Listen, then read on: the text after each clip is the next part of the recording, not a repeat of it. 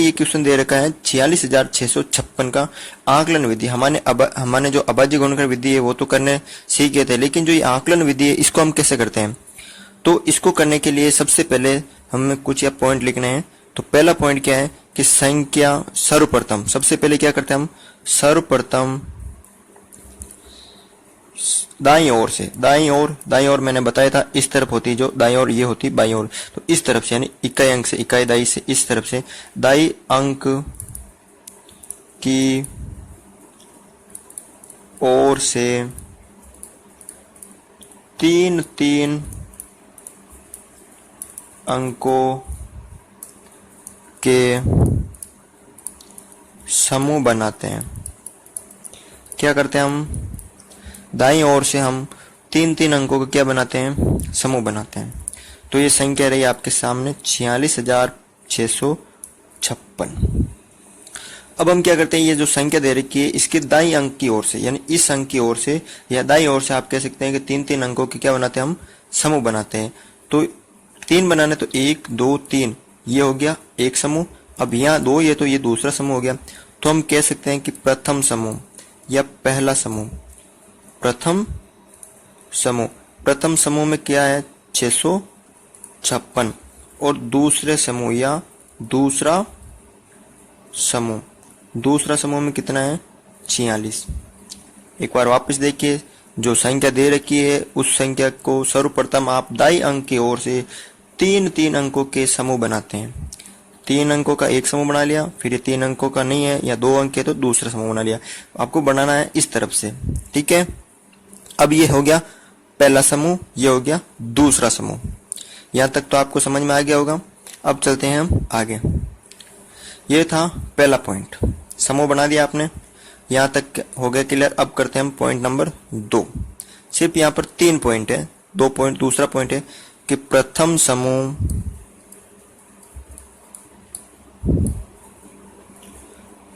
समूह में कितने हैं 656 में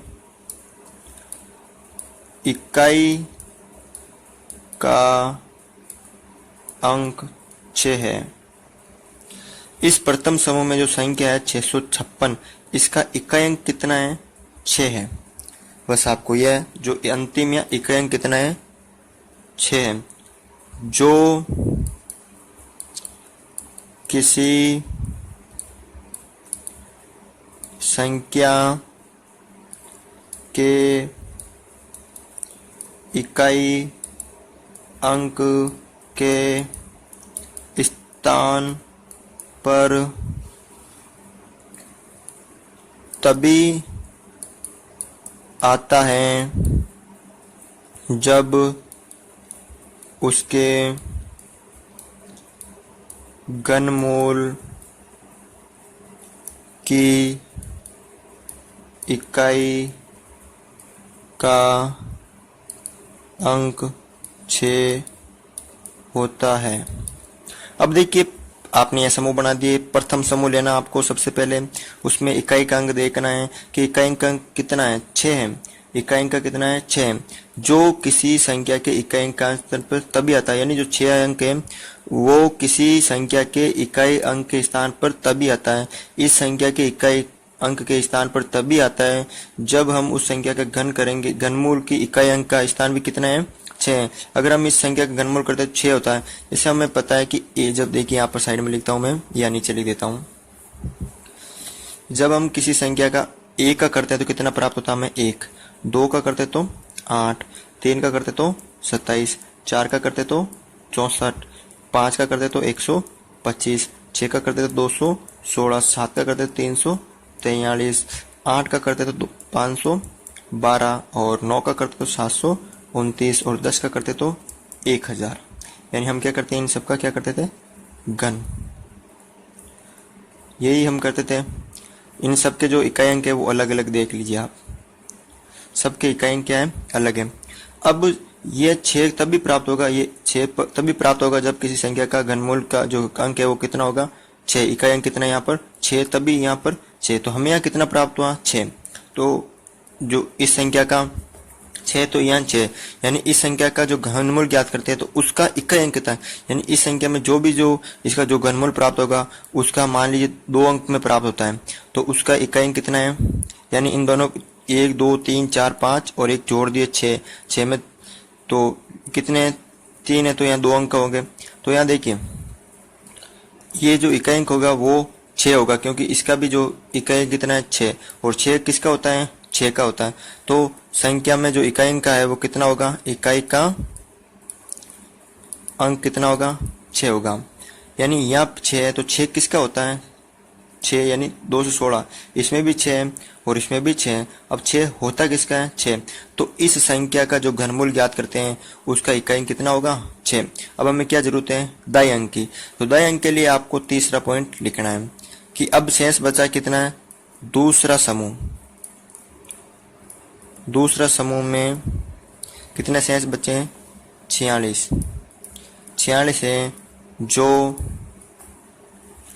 अब मैं किन दो संख्या का घन करूं तो उनके बीच में 46 है। तो देखिए मैं यहाँ 2 का करूंगा तो 8, 3 का करो तो 27 और 4 का करूंगा 64। यानी जो ये 46 है ये किस के बीच में, 27 और 64 के बीच में। यानी 27 का घनमूल कितना होता है, 3, और 64 का कितना होता है, 4।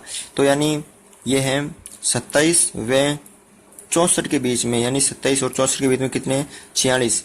अब ये तो इससे तो बड़ा है और ये बड़ा है इससे, तो ठीक है। यानी 27 को हम लिख सकते हैं 3 की घात 3, और ये 46 के स्थान पर 46, और 64 के लिख सकते हैं 4 की घात 3। तो आपको याद रखना है कि हमेशा ये छोटा वाला लेना है। क्या लेना है, छोटा वाला।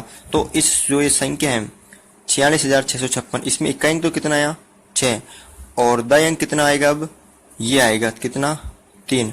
तो अतः दाई का अंक कितना, 3, क्योंकि कम लेना आपको हमेशा, तो 3। तो अतः जो संख्या है, क्या संख्या थी, 46,656, 46,656, उसका जो घनमूल ज्ञात करेंगे तो इकाई अंक तो हमें कितना प्राप्त हुआ, ये रहा 6, और दाई अंक हमें कितना प्राप्त हो गया, 3। तो ये 6 और 3, यानी ये जो 46,656 इसका घनमूल कितना है, 36। इस तरह हम आकलन विधि द्वारा समझ सकते हैं। अगर आपको समझ में नहीं आया तो आप ये वीडियो 2 से 3 बार देखिए, जब तक आपको समझ में नहीं आता आप इसे देखिए। एक बार मैं वापस रिपीट कर देता हूँ। सर्वप्रथम जो संख्या दे रखी है उसके हम दाईं ओर से 3-3 अंकों के समूह बनाते हैं। ये एक समूह, ये दूसरा समूह, या 3 नहीं है तो चलेगा। ये पहला समूह ये आ गया, ये दूसरा समूह ये आ गया। यहाँ तक तो आपको समझ में आ गया होगा।